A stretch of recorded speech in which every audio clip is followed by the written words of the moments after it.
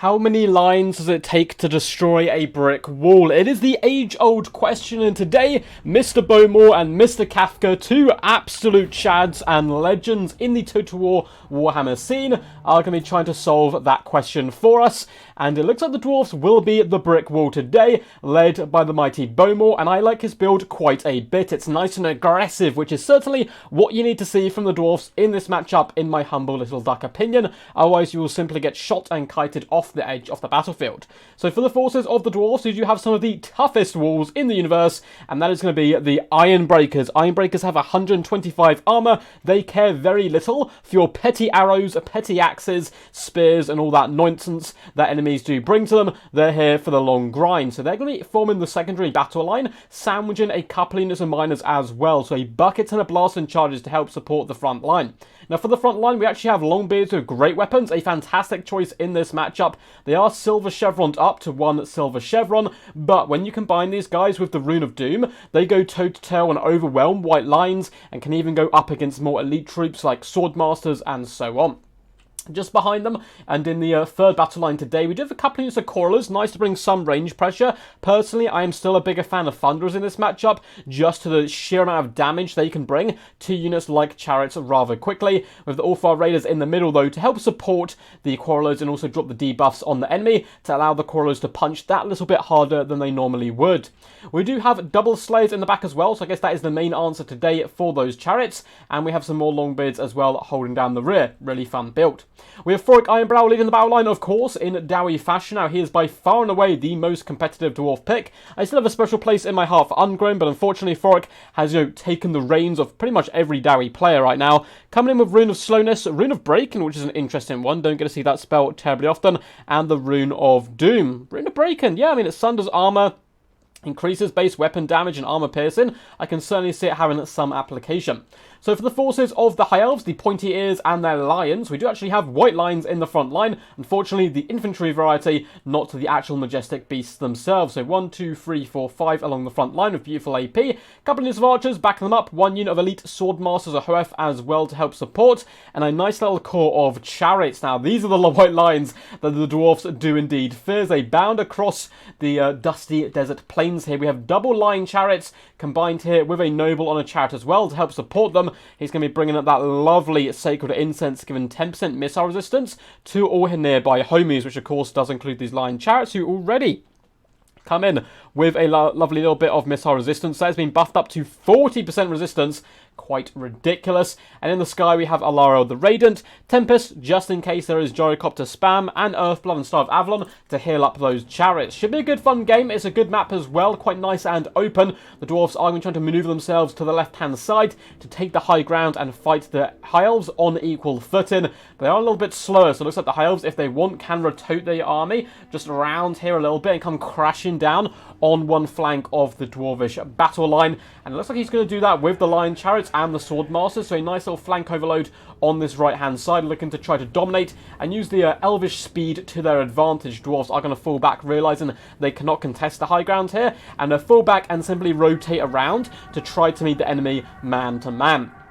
White lines themselves are going to rotate as well, so not falling for the trap here, and are actually going to just be pushing forwards nice and slowly here, but with good purpose, as the archers do open up fire on the Slayers, which is a perfect target for them. Slayers have obviously 0 armor, and they're getting whittled down quite quickly. They can cut a few of the arrows out of the skies themselves. They are rather well-trained Dowie warriors, but they're going to be falling back out of the way, and that's going to open up a slot for the Lion Chariots just to swoop in. White lines are engaging in the front battle lines and faring okay up against the Longbeards. It does seem like Longbeards are winning that engagement. I'd love to see a Rune of Doom go down right now to really hammer it to these white lions. Longbeards do have Rune of Breaking on them, are doing a decent job up against the white lions. They're being focused down by double archers, but likewise they have the All-Far Raiders in support. Lion Chariots hammer into the Ironbreakers, doing some really lovely damage down here and taking basically none in return, and continue to bound and push their way in, but not going after the enemy back line. They know it's protected by Slayers, so instead rear charging at the enemy front line, supporting those white lines who were losing, those initial engagements, and that should hopefully buy time and allow the white lines to pour through into the squishy slayers as well as all this ranged core. But for now, the dwarf player doing a really good job keeping these guys online. Both crawlers and all 5 raiders are basically untouched, and though the high elves are breaking through in different slots, Thoric Ironbrow is there to stem the tide, as well as a few units of slayers, so they are going to be fighting white lines. Not a good target for them. Ironbreaker's down on this side, doing a lovely bit of friendly fire, but way more damage to the enemy, eviscerating this unit of white lines who are currently fighting in the flames. The longbeards are like, it's just another day at the office, but the white lines, not about this life, actually going to flee and run to save themselves. Line Chariots and Noble do come crashing into the Ironbreakers. You have Rune of Doom pop. They've got fantastic mass as well, so should be able to dish out a little bit of damage back, at least you would hope. Slayers are unfortunately being forced in here to help support the Ironbreakers, which means they've got to fight Swordmasters and White Lines. Not a good option for them, but at the end of the day, you have to commit your forces and protect the back line. Miners are doing a really good job pushing through aggressively onto these archers, doing that lovely blasting charge to whittle down the archers, and now turning to engage Alariel with pick to face combat.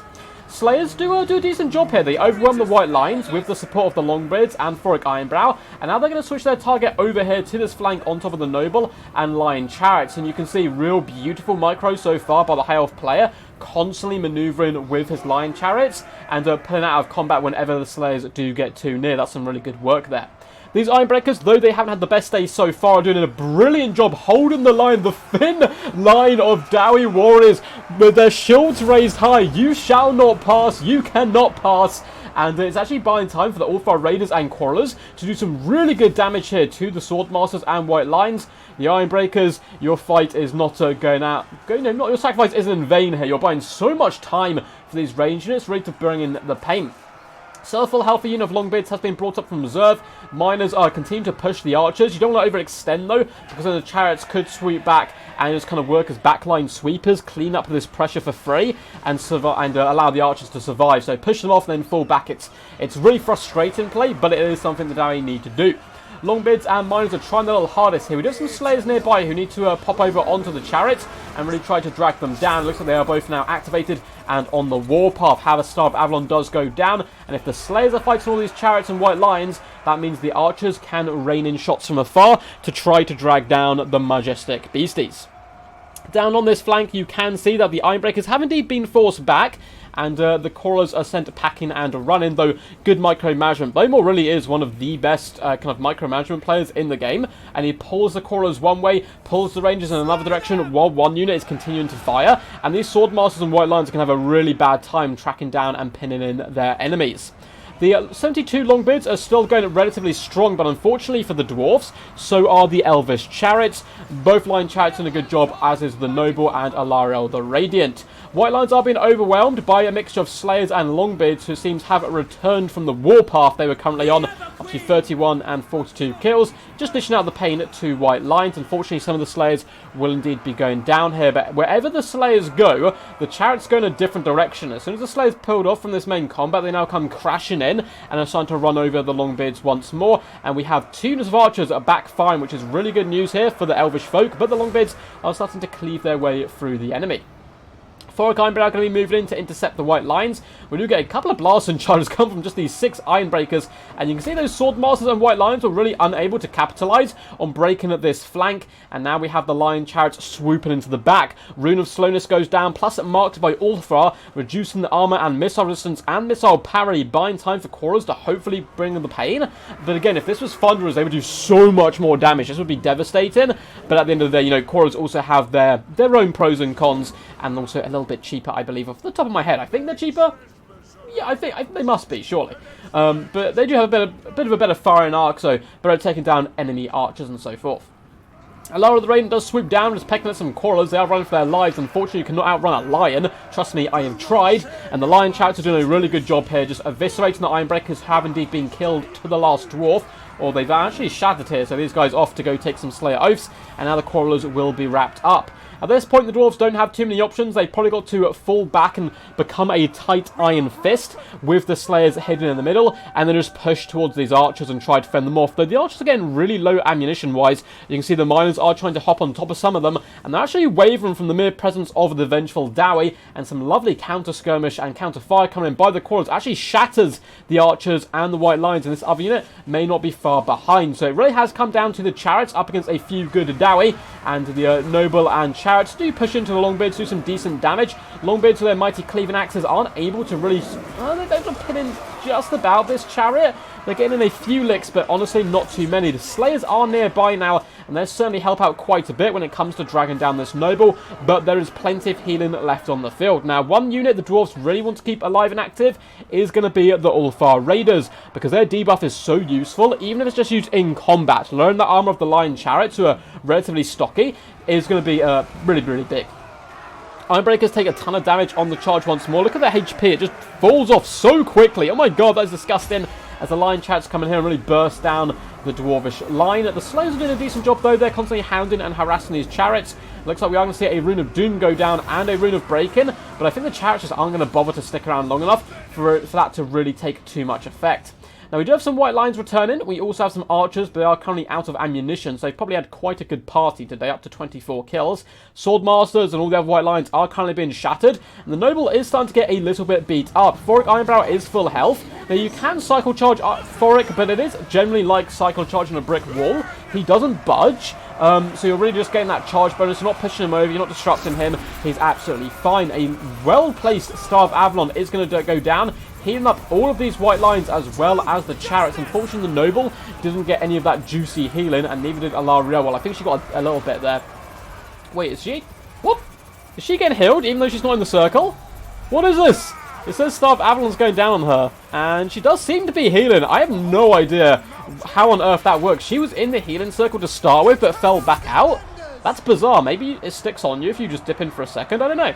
That's some weird stuff for sure. Anyway, the Noble has been hit by that marked by Ulfar, but is quite happy just to chug along and escape the enemy. Now, there's a few white lines holding firm. They, of course, are the anvil that these Lion Chariots can crash upon. Unfortunately, though, for the Ulfar Raiders, it looks like they are going to be getting finished off here.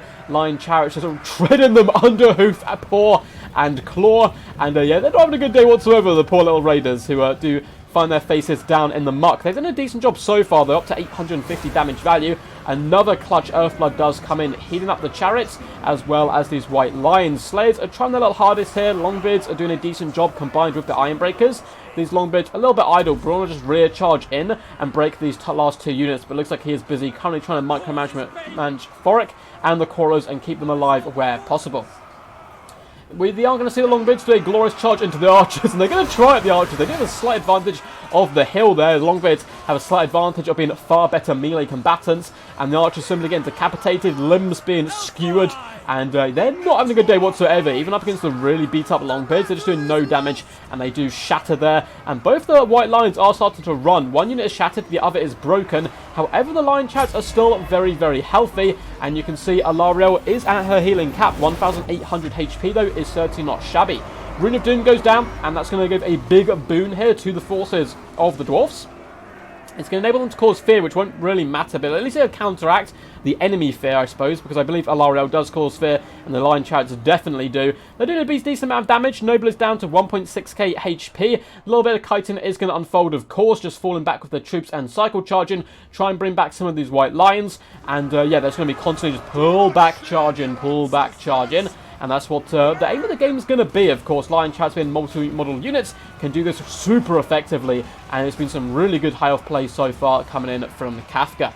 Lion Chariots up to 97 kills, Noble on 101, and the second unit is on 101 as well. Interesting to see which one does outdo the other. Unfortunately, some Lion Chariots have been caught by Thoric. He has really good mass to pin in such units, and they're struggling to get away right now. The Slayers are getting in there with their axes, so are the Ironbreakers, and I believe that is a unit of Quarrelers moved into hand-to-hand combat. Bring your face to my axe. The Lion Chariots may break here, but they killed the one model, which is actually stuck, and the other two should be able to just wander away and fall back to try to get healed up, though they are relatively close to their healing cap. Rune of Breaking goes down on Thoric, just to try to allow him to slap down the Noble, and he's certainly connecting with some decent shots here. The Noble down to below 1,000 HP on 818 now, and starting to wave it pretty bad, and does actually break there. Now, one thing that the high elf player really needs to take into big consideration is every time he casts a spell just like this, so he needs to really weigh up, is this worth it? He popped an Earthbound on the Noble, which is probably good, but he's going to miscast every single time that he uses this cast when in a close proximity to Thoric, and that's really bad news because Alario only has 1000 HP at the moment. The Noble, I don't think there's a second Star of Avalon left. Maybe there is. If there is one, dropping it on the Noble and Alariel, as well as probably this unit of Chariots, once it gets a little bit beat up, would be worthwhile. So we can see that the White Lions are starting to tread over this way to come and engage with the enemy. Good patient play here by the High Elf player. Top tier tournament play. I love to see it. And the Lion Chariots will be swarming in. And did not the most impact. This chariot really had its cornflakes this morning. He kind of pushed in and did some lovely damage and ran over the Quarrelers, breaking them as well as the Longbits. I should say that this stream is not supported by Kellogg's. There are other cereals available, such as Jordan's cereal. Just saying it is the best cereal around. Please sponsor me. So the Longbits are currently, very tired. They have managed to pin in one of the Chariots, and Thoric actually gets a really nice charge in on it. Will it be able to connect? It looks like it's basically still full HP, so the Dwarfs really struggling to hit the relatively solid melee defense of Lion Chariots, up to 42 at the moment, which is some relatively scary stuff. What's this this unit's melee defense? Is it always 42? It looks like it is actually. Oh god, I'm bouncing between the two. Yeah, melee defense is only 29. Oh my god, what was going on with this unit? Melee defense 42. Why is that such a big difference? Am I just being a weird duck? I've spotted so many fins today, that's been really weird. They have Forge Fire on them, 42 melee defense, and this unit of Lion Chariots has 29 melee defense. I am so confused. I'm being an idiot, I'm sure. But anyway, back to the battle. So I'm having like a brain fart mid-stream there. Okay, Lion Chariots do a really nice job though, finish off these Longbeards. And kind of run them over and get rid of them. Doing a really good job there. Oh, they've got Martial Prowess. Boom. Oh my god, I figured it out on stream. I'm a genius. They have Martial Prowess, but this unit doesn't. Jeez, Martial Prowess is such a bad passive for High Elves. That is such a debuff when you get knocked down. That is really quite cruel. So up in the skies, Alara the Radiant is flapping beautifully. She needs to get ready to dive down where possible. Lion Chariots as well as the Noble are getting ready to take the enemy on. So at this point, it's pretty key for the Dwarves. This is where some real micromanagement, kind of zooming in content is going to start taking place. He wants to get the Iron Breakers on the White Lions to try to save the Slayers, because even though it's only 7 of them, that anti-large could really help tear down the Noble and do some good damage here to the Lion Chariots. So I'd send Thoric and the Iron Breakers after the White Lions. Yeah, use the Slayers just slightly in reserve and then push them in immediately after. Really good play right there by the Dwarf player. Iron Breakers unfortunately do get a Rune of Doom on them, but it looks like they may indeed break. Thoric Ironbrow, however, it has now got a whopping 69 melee attack. It looks like he's going to be popping the Rune of Breaking on him as well, turning into an absolute killing ball with 500 weapon strength right now. And the White Lions who did come back won't be coming back for very long. The Noble as well took one too many hits and is down to just 400 HP, but it looks like Thoric does stand alone. Alara the Radiant needs to be so careful. If she casts one too many spells right now, she's going to explode in a puff of magic and gore.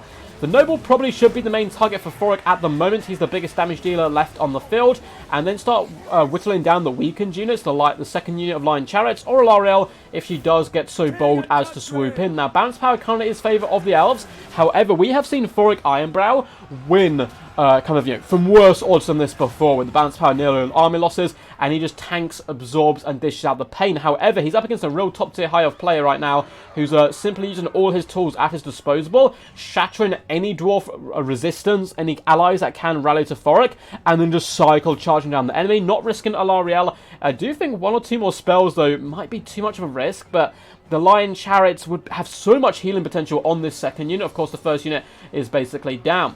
One really good thing that the High Elf player could do is actually break Thoric right now, rather than kill him, by cycle charging him in the rear, having big scary monsters nearby. It's going to sap that old boy's strength. Noble pulls away just as Thoric turns around to engage. That is incredibly frustrating for the Dwarvish player, I'm sure. I've been there as well, when your opponent's just microing so well, and it's like, goddamn, I can't quite catch ya. The Lion Chariots do come in. Noble also comes in. Thoric Ironbrow doing a bit of a 360 there, going for the old 360 no scope. He's an old school player after all. Does the full spin and bonk straight in the head of that Noble, getting him down to 100 HP. Really nice hit there. Unfortunately, it is going to open him up for a rear attack from the Lion Chariots. Alariel still just vibing up in the skies. This is probably the best thing for her to do. Don't get engaged. It's not worth the risk. If she receives 1 too many bad rolls... Oh, just as I say that, she comes in for the charge. Kafka says, no, Rubber Duck, not today. I'm a bold elf. I'm going to charge directly in with Alariel and get out of there in time. That's how it's done. That's how some good free cycle charge damage should be pulled off. Now, the Noble is at his healing cap, and he is really beat up right at the moment. So it's going to be falling back. Rune of Doom goes down on Thoric Ironbrow, and he is struggling right now, down to 1,700 HP. Does get a nice little slap on the Lion Chariots to a couple of triple bronze chevron and 150 kills. That is some scary work there. They take quite a bit of damage there from Thoric, who's going to be slowly turning around, looking to engage with these Lion Chariots. Gives them a good old bonk, and another Chariot bites the dust. Rune of Breaking goes down on Thoric once more. It's quite cool to see this rune in action. I've basically never seen it in competitive play yet. But I can certainly see the value of it. Alariel manages to swoop in and comes in for the kill. It should be a valiant defeat for the strong Dowie folk. Well played to Bowmore, well played to Kafka, two awesome guys and friends of the channel. When I first started out making content, every time I did a stream, or like after a couple of months maybe, Kafka would send me a message on Steam, and I'd be like, oh, good stream, bud, really good work and stuff. So, you know, it cheered me up massively. So, massive shout out to Kafka, a true legend, really an OG in the Total War multiplayer scene. I believe it was Kafka, maybe I'm tripping. It was definitely someone from RTK, and I'm 99% sure that was Kafka. That was oh my god, that was like some years ago now. That's really wild how long we've been doing this for. Bowmore as well, a true champ. We need to get him up on the channel at some point for a best of 7. Maybe get these two together if Bowmore and Kafka do happen to see this. If you guys want to do a best of 7 on the channel, maybe this Thursday or Friday. Actually, I might be going out Friday, but we'll sort it out soon. Please do PM me, because I'd be definitely down for that. Bowmore, one of the best micromanagement players in the entire game, has played in one of the coolest games I've ever cast as well on the channel just a couple of weeks ago. I believe he does have some problems with his wrist, so tournaments aren't really where he shines because, or long feature tournaments, because I think he's got some like wrist injuries. But in like best of 7, I think we could really see the best of him, and he performed really well today. But alas, it is the old Dowie curse of the Lion Chariots. 2,321 damage value, 1,700, 119 and 150 kills. The Noble doing pretty decent as well, but we'll delve into that damage dealt, damage value and stuff in just a second. If you guys enjoyed this video, make sure to leave a big fat juicy thumbs up. Feel free as well to subscribe to the channel. Comment down below and all that good standard YouTube stuff, and there are links in the description to my Patreon as well as my Discord. You can submit replays on my Discord just like Bowmore did. Please just state if it's on the Cavalry beta or if it's on the live patch, just so I don't get the replay mixed up, because the replays break depending on which patch you've set them in and on which patch I am on at the current time. This was on the Cav beta.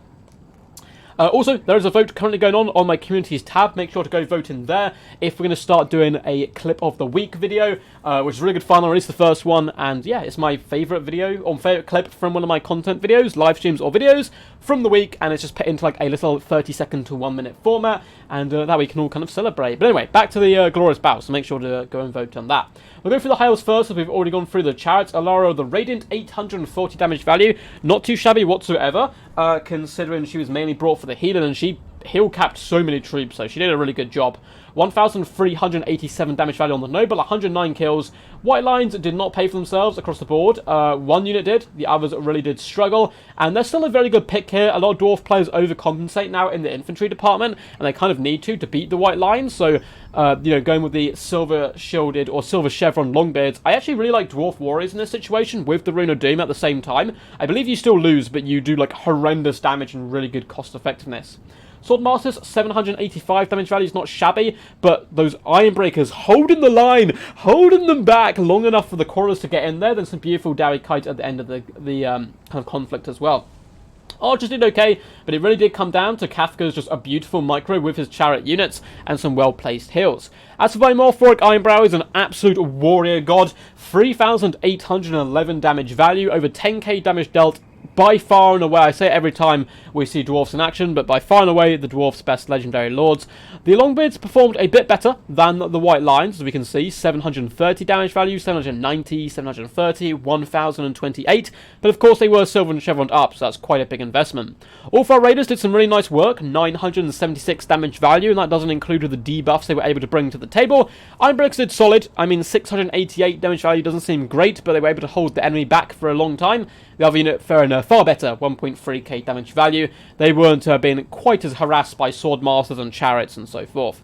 Slayers, was one unit wasn't really able to get onto the correct targets well enough, down to only 400 value. The other one, though, 1.5. It's really crucial to bring a couple of Slayers here just to combat the Chariots, and this unit was well microed by Bowmore, particularly at the end where he like baited in the White Lions and then pushed the Slayers onto the Chariots. Really good stuff.